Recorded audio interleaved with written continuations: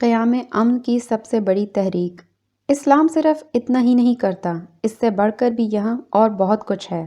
اس نے لازم کیا ہے کہ سال کے 4 مہینے جو حج اور عمرے کے لیے مقرر کیے گئے ہیں، ان میں کوشش کی جائے کہ کعبے کی طرف آنے والے تمام راستوں میں امن قائم رہے۔ یہ دنیا بھر میں امن قائم رکھنے کی سب سے بڑی دوامی تحریک ہے، اور اگر دنیا کی سیاست کے باجے اسلام کے ہاتھوں میں ہوں تو مسلمانوں کی پوری کوشش یہ ہوگی کہ دنیا میں ایسی بد امنی پیدا نہ ہونے پائے جس سے حج اور عمرے کا نظام معطل ہو جائے۔ دنیا میں واحد مرکز امن۔ اس نے دنیا کو ایک ایسا حرم بنا دیا جو قیامت تک کے لیے امن کا شہر ہے، جس میں آدمی تو کیا جانور تک کا شکار نہیں کیا جا سکتا، جس میں گھاس تک کاٹنے کی اجازت نہیں، جس میں زمین کا کانٹا تک توڑا نہیں جا سکتا، جس میں حکم ہے کہ کسی کی کوئی چیز گری ہوئی پڑی ہو تو اسے ہاتھ تک نہ لگاؤ۔ اس نے دنیا کو ایک ایسا شہر دیا ہے جس میں ہتھیار لانے کی ممانعت ہے، جس میں غلے کو اور دوسری عام ضرورت کی چیزوں کو روک کر مہنگا کرنا الحاد کی حد تک پہنچ جاتا ہے، جس میں ظلم کرنے والوں کو اللہ نے دردناک عذاب کی سزا سنائی ہے۔ حقیقی مساوات کا مرکز۔ اس نے دنیا کو ایک ایسا مرکز دیا ہے جس کی تعریف یہ ہے، ترجمہ یعنی وہاں تمام انسانوں کے حقوق بالکل برابر ہیں، جو خدا کی بادشاہی اور محمد صلی اللہ علیہ وسلم کی رہنمائی تسلیم کر کے اسلام کی برادری میں داخل ہو جائیں، خواہ کوئی شخص امریکہ کا رہنے والا ہو یا افریقہ کا، چین کا ہو یا ہندوستان کا۔ اگر وہ مسلمان ہو جائے تو مکے کی زمین پر اس کے وہی حقوق ہیں جو خود مکے والوں کے ہیں۔ پورے حرم کے علاقے کی حیثیت گویا مسجد کی سی حیثیت ہے۔ جو شخص مسجد میں جا کر کسی جگہ اپنا ڈیرا جما دے، وہ جگہ اسی کی ہے، کوئی اس کو وہاں سے اٹھا نہیں سکتا، نہ اس سے کرایہ مانگ سکتا ہے، مگر وہ اس جگہ خواہ تمام عمر بیٹھا رہے، اسے یہ کہنے کا حق نہیں ہے کہ یہ جگہ میری ملک ہے۔ نہ وہ اس کو بیچ سکتا ہے، نہ اس کا کرایہ وصول کر سکتا ہے، حتیٰ کہ جب وہ شخص اس جگہ سے اٹھ جائے تو دوسرے کو بھی وہاں ڈیرا جمانے کا ویسا ہی حق ہے جیسے اس کا تھا۔ بالکل یہی حال پورے مکے کے حرم کا ہے۔ نبی کریم صلی اللہ علیہ وسلم کا ارشاد ہے، ترجمہ جو شخص اس شہر میں کسی جگہ آ کر پہلے اتر جائے، وہ جگہ اسی کی ہے۔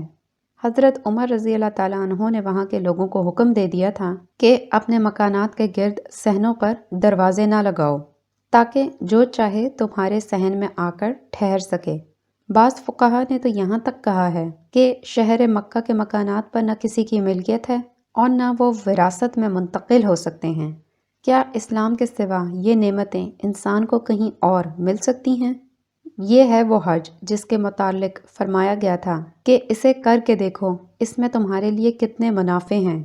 میری زبان میں اتنی قدرت نہیں کہ اس کے سارے منافع گنا سکوں، تاہم اس کے فائدوں کا یہ جو ذرا سا خاکہ میں نے آپ کے سامنے پیش کیا ہے، اسی سے آپ سمجھ سکتے ہیں کہ یہ کیا چیز ہے۔ ہماری قدر ناشناسی۔ مگر یہ ساری باتیں سننے کے بعد ذرا میرے جلے دل کی کچھ باتیں بھی سن لو۔ تم نسلی مسلمانوں کا حال اس بچے کا سا ہے جو ہیرے کی کان میں پیدا ہوا ہے۔ ایسا بچہ جب ہر طرف ہیرے ہی ہیرے دیکھتا ہے اور پتھروں کی طرح ہیروں سے کھیلتا ہے تو ہیرے اس کی نگاہ میں ایسے ہی بے قدر ہو جاتے ہیں جیسے پتھر۔ یہی حالت تمہاری بھی ہے کہ دنیا جن نعمتوں سے محروم ہے، جن نعمتوں سے محروم ہو کر سخت مصیبتیں اور تکلیفیں اٹھا رہی ہے، اور جن کی تلاش میں حیراں اور سرگرداں بھی ہے، وہ نعمتیں تم کو مفت میں بغیر کسی تلاش و جستجو کے صرف اس وجہ سے مل گئیں کہ خوش قسمتی سے تم مسلمان گھروں میں پیدا ہوئے۔ وہ کلمہ توحید جو انسانی زندگی کے تمام پیچیدہ مسئلوں کو سلجھا کر ایک صاف سیدھا راستہ بتا دیتا ہے، بچپن سے تمہارے کانوں میں پڑا۔ نماز اور روزے کے وہ کیمیا سے زیادہ قیمتی نسخے جو آدمی کو جانور سے انسان بناتے ہیں اور انسانوں کو خدا ترس، ایک دوسرے کا بھائی اور ہمدرد اور دوست بنانے کے لیے جن سے بہتر نسخے آج تک دریافت نہیں ہو سکے، تم کو آنکھ کھولتے ہی خود بخود باپ کی میراث میں مل گئے۔ اور زکوٰۃ کی وہ بے نظیر ترکیب جس سے محض دلوں کی ناپاکی دور نہیں ہوتی بلکہ دنیا کی مالیات کا نظام بھی درست ہو جاتا ہے، جس سے محروم ہو کر تم خود اپنی آنکھوں سے دیکھ رہے ہو کہ دنیا کے لوگ ایک دوسرے کا منہ نوچنے لگے ہیں۔ وہ تم کو اس طرح مل گئی ہے جیسے کسی حکیم حاذق کے بچے کو بغیر محنت کے وہ نسخے مل جاتے ہیں جنہیں دوسرے لوگ ڈھونڈتے پھرتے ہیں۔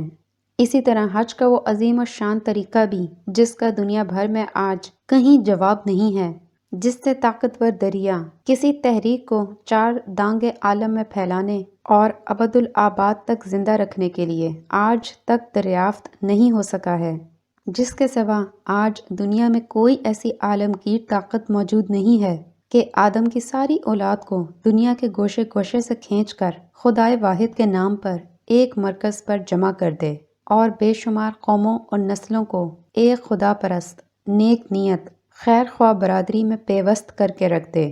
ہاں، ایسا بے نظیر طریقہ بھی تم کو بنا بنایا بغیر کسی جستجو کے اور سدھا برس سے چلتا ہوا مل گیا، مگر تم نے ان نعمتوں کی کوئی قدر نہ کی، کیونکہ آنکھ کھلتے ہی یہ تم کو اپنے گھروں میں ہاتھ آ گئی۔ اب تم ان سے بالکل اسی طرح کھیل رہے ہو جیسے ہیروں کی کان میں پیدا ہونے والا نادان بچہ ہیروں سے کھیلتا ہے اور انہیں کنکر پتھر سمجھنے لگتا ہے۔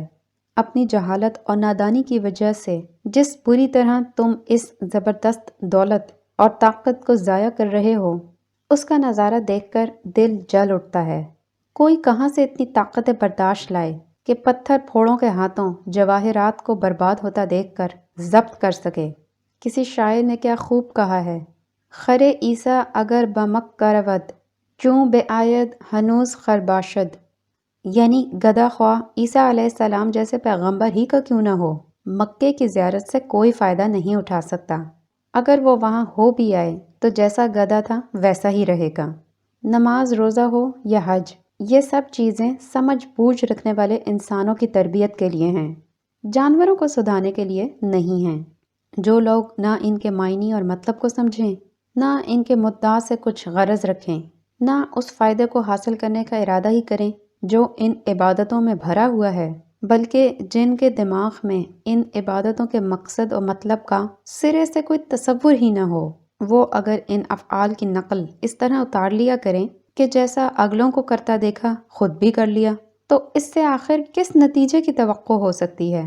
بدقسمتی سے عموماً آج کل کے مسلمان اسی طریقے کے ان افعال کو ادا کر رہے ہیں۔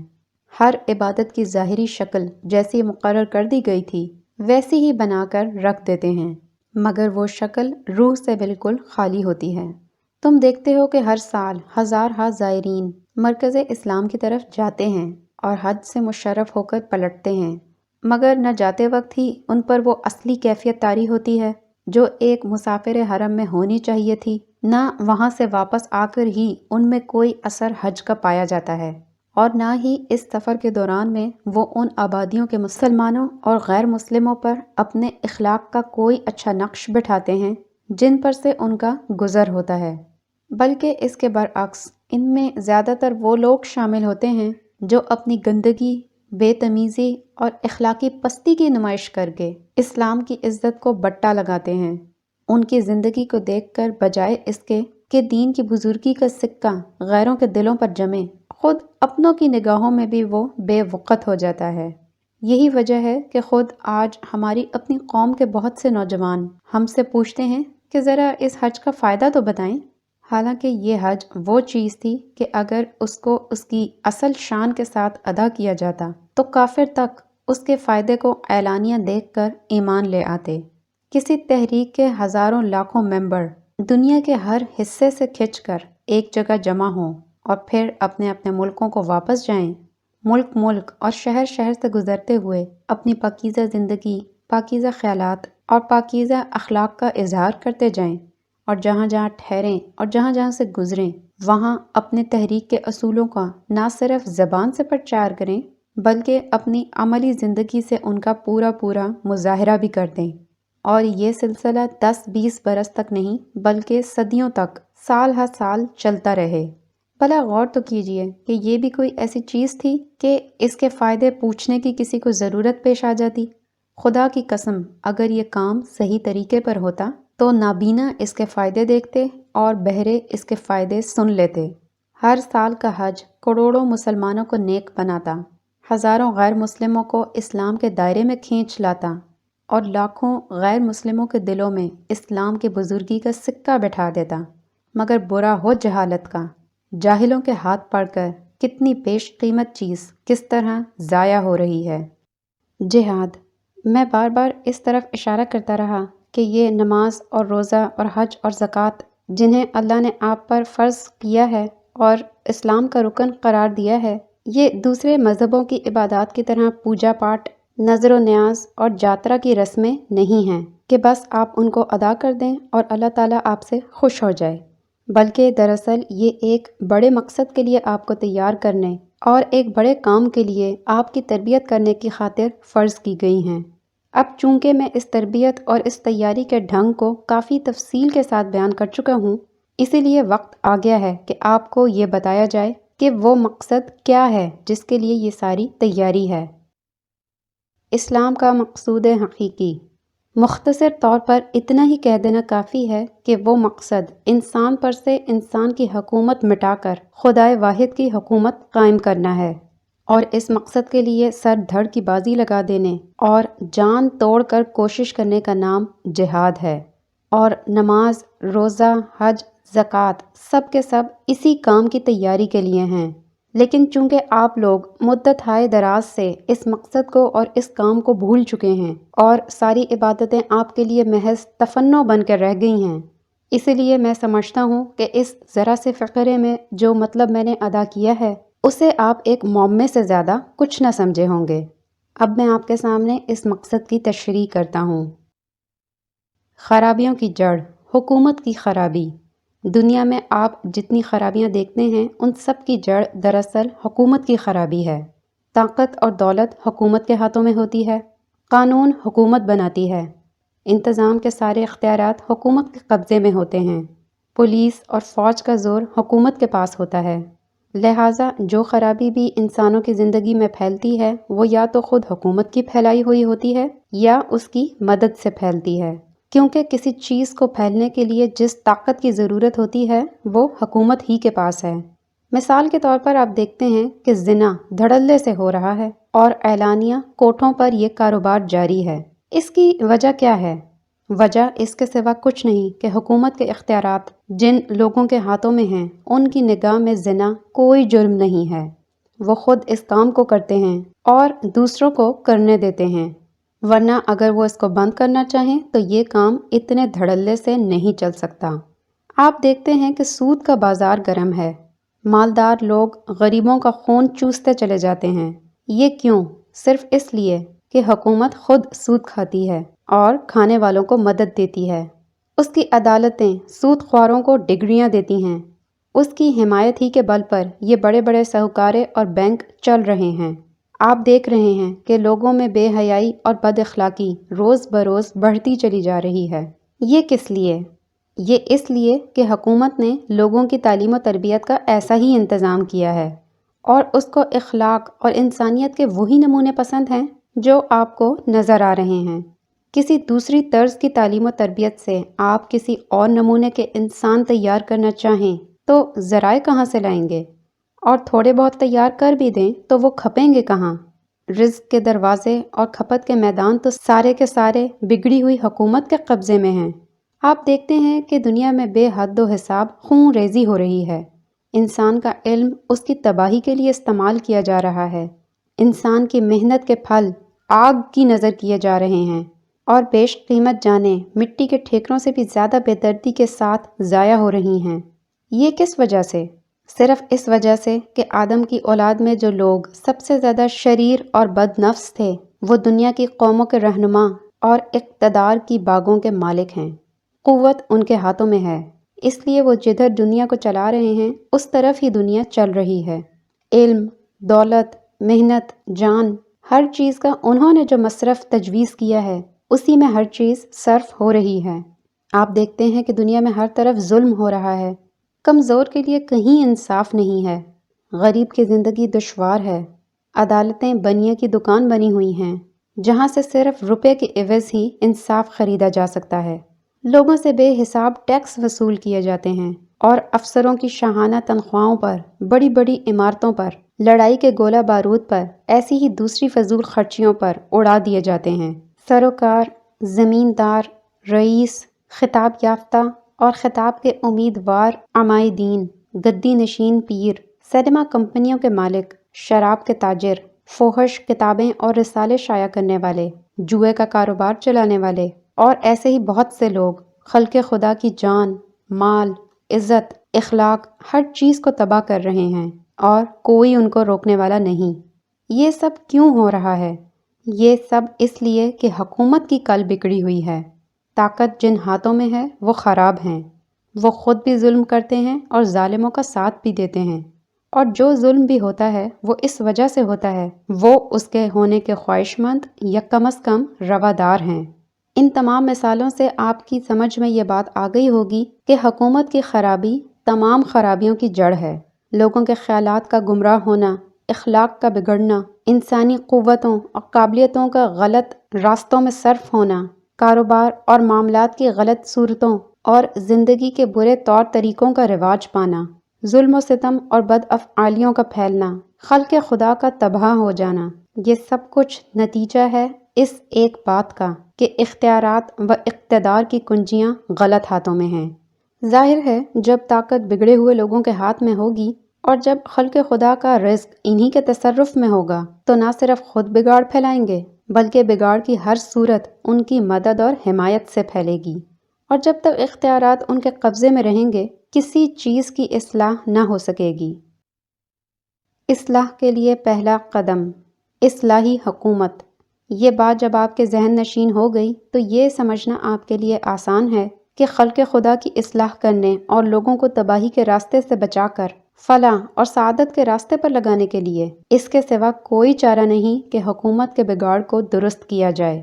معمولی عقل کا آدمی بھی اس بات کو سمجھ سکتا ہے کہ جہاں لوگوں کو زنا کی آزادی حاصل ہو وہاں زنا کے خلاف خواہ کتنا ہی واعظ کیا جائے، زنا کا بند ہونا محال ہے۔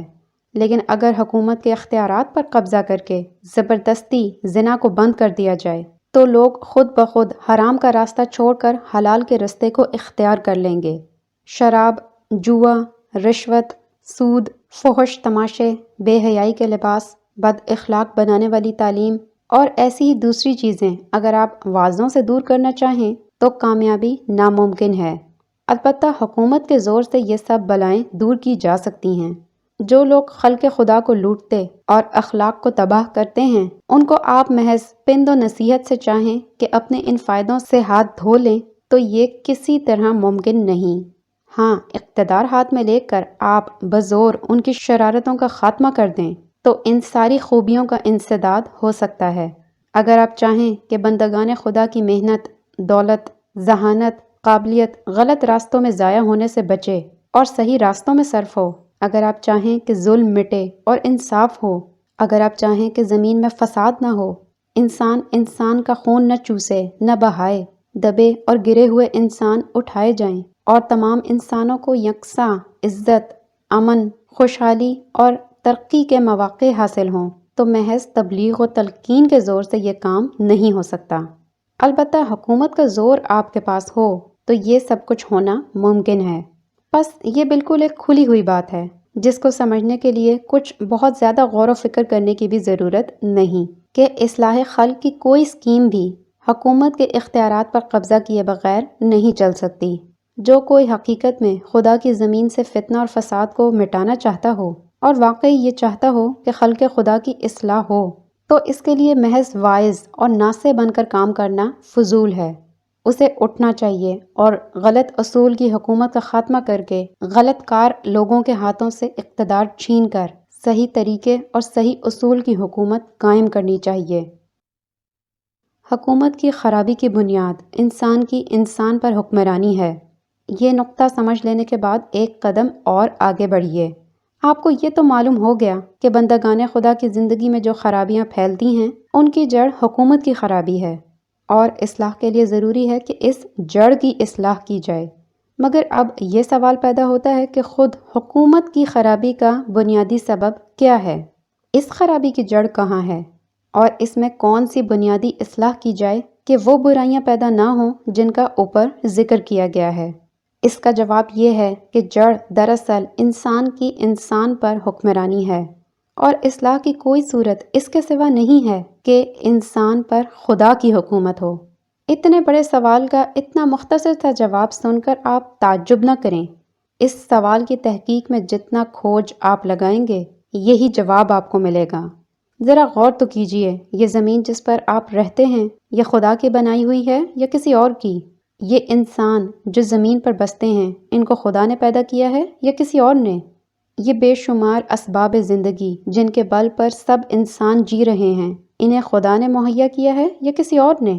اگر ان سب سوالات کا جواب یہی ہے اور اس کے سوا کچھ نہیں کہ یہ زمین اور انسان اور یہ تمام سامان خدا ہی کے پیدا کیے ہوئے ہیں، تو اس کے معنی یہ ہوئے کہ ملک خدا کا ہے، دولت خدا کی ہے اور رعیت بھی خدا کی ہے۔ تو پھر جب معاملہ یہ ہے تو کوئی کیسے اس کا حقدار ہو گیا کہ خدا کے ملک میں اپنا حکم چلائے؟ آخر یہ کس طرح ہو سکتا ہے کہ خدا کی رعیت پر کسی دوسرے کا قانون یا خود رعیت کا اپنا بنایا ہوا قانون جاری ہو؟ ملک کسی کا ہو اور حکم کسی کا چلے، ملکیت کسی کی ہو اور مالک کوئی دوسرا بن جائے، رعیت کسی کی ہو اور اس پر فرما روائی کوئی دوسرا کرے۔ یہ بات آپ کی عقل کیسے قبول کر سکتی ہے؟ ایسا ہونا تو صریح حق کے خلاف ہے، اور چونکہ یہ حق کے خلاف ہے، اس لیے جہاں کہیں اور جب کہیں ایسا ہوتا ہے، نتیجہ برا ہی نکلتا ہے۔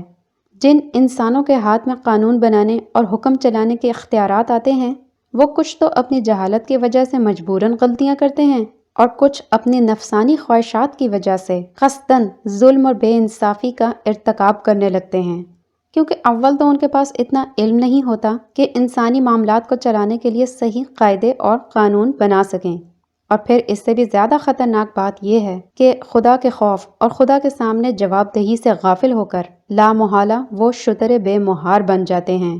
ذرا سی عقل اس بات کو سمجھنے کے لیے کافی ہے کہ جو انسان خدا سے بے خوف ہو، جسے یہ فکر ہو ہی نہیں کہ کسی کو حساب دینا ہے، جو اپنی جگہ یہ سمجھ رہا ہو کہ اوپر کوئی نہیں جو مجھ سے پوچھ گچھ کرنے والا ہو، وہ طاقت اور اختیار پا کر شتر بے مہار نہ بنے گا تو کیا بنے گا؟ کیا آپ سمجھتے ہیں کہ جب ایسے شخص کے ہاتھ میں لوگوں کے رزق کی کنجیاں ہوں، جب لوگوں کی جانیں اور ان کے مال اس کی مٹھی میں ہوں، جب ہزاروں لاکھوں سر اس کے حکم کے آگے جھک رہے ہوں، تو کیا وہ راستی اور انصاف پر قائم رہ جائے گا؟ کیا آپ امید رکھتے ہیں کہ وہ خزانوں کا امین ثابت ہوگا؟ کیا آپ امید رکھتے ہیں کہ وہ حق مارنے، حرام کھانے اور بندگان خدا کو اپنی خواہشات کا غلام بنانے سے باز رہے گا؟ کیا آپ کے نزدیک ایسا ممکن ہے کہ ایسا شخص خود بھی سیدھے راستے پر چلے اور دوسروں کو بھی سیدھا چلائے؟ ہرگز نہیں، ہرگز ہرگز نہیں۔ ایسا ہونا عقل کے خلاف ہے۔ ہزارہا برس کا تجربہ اس کے خلاف شہادت دیتا ہے۔ آج آپ خود اپنی آنکھوں سے دیکھ رہے ہیں کہ جو لوگ خدا سے بے خوف اور آخرت کی جواب دہی سے غافل ہیں، وہ اختیارات پا کر کس قدر ظالم، خائن اور بدراہ ہو جاتے ہیں۔ اصلاح کی بنیاد انسان پر خدا کی حکومت ہو، لہٰذا حکومت کی بنیاد میں جس اصلاح کی ضرورت ہے وہ یہ ہے کہ انسان پر انسان کی حکومت نہ ہو بلکہ خدا کی حکومت ہو۔ اس حکومت کو چلانے والے خود مالک الملک نہ بنیں بلکہ خدا کو بادشاہ تسلیم کر کے اس کے نائب اور امین کی حیثیت سے کام کریں، اور یہ سمجھتے ہوئے اپنے فرائض سر انجام دیں کہ آخرکار اس امانت کا حساب اس بادشاہ کو دینا ہے جو کھلے اور چھپے کا جاننے والا ہے۔ قانون اس خدا کی ہدایت پر مبنی ہو جو تمام حقیقتوں کا علم رکھتا ہے اور دانائی کا سرچشمہ ہے۔ اس قانون کو بدلنے یا اس میں ترمیم اور تنسیخ کرنے کے اختیارات کسی کو نہ ہوں، تاکہ وہ انسانوں کی جہالت یا خود غرضی یا ناروا خواہشات کے دخل پا جانے سے بگڑ نہ جائیں۔ یہی وہ بنیادی اصلاح ہے جس کو اسلام جاری کرنا چاہتا ہے، اور جو خدا کو اپنا بادشاہ محض خیالی نہیں بلکہ حقیقی بادشاہ واقعی تسلیم کر لیں اور اس قانون پر جو خدا نے اپنے نبی کے ذریعے سے بھیجا ہے ایمان لے آئیں، ان سے اسلام یہ مطالبہ کرتا ہے کہ وہ اپنے بادشاہ کے ملک میں اس کا قانون جاری کرنے کے لیے اٹھیں۔ اس کی رعیت میں سے جو لوگ باغی ہو گئے ہیں اور خود مالک الملک بن بیٹھے ہیں، ان کا زور توڑ دیں اور اللہ کی رعیت کو دوسروں کی رعیت بننے سے بچائیں۔ اسلام کی نگاہ میں یہ بات ہرگز کافی نہیں ہے کہ تم نے خدا کو خدا اور اس کے قانون کو قانون برحق مان لیا۔ نہیں، اس کو ماننے کے ساتھ ہی آپ تم پر یہ فرض عائد ہو جاتا ہے کہ جہاں بھی تم ہو، جس سرزمین میں بھی تمہاری سکونت ہو، وہاں خلق خدا کی اصلاح کے لیے اٹھو۔ حکومت کے غلط اصول کو صحیح اصول سے بدلنے کی کوشش کرو۔ نا خدا ترس اور شتر بے مہار قسم کے لوگوں سے قانون سازی اور فرما روائی کا اختیار چھین لو، اور بندگان خدا کی رہنمائی اور سربراہ کاری اپنے ہاتھوں میں لے کر خدا کے قانون کے مطابق آخرت کی ذمہ داری اور جواب دہی کا اور خدا کے عالم الغیب ہونے کا یقین رکھتے ہوئے حکومت کے معاملات انجام دو۔ اسی کوشش اور اسی جد و جہد کا نام جہاد ہے۔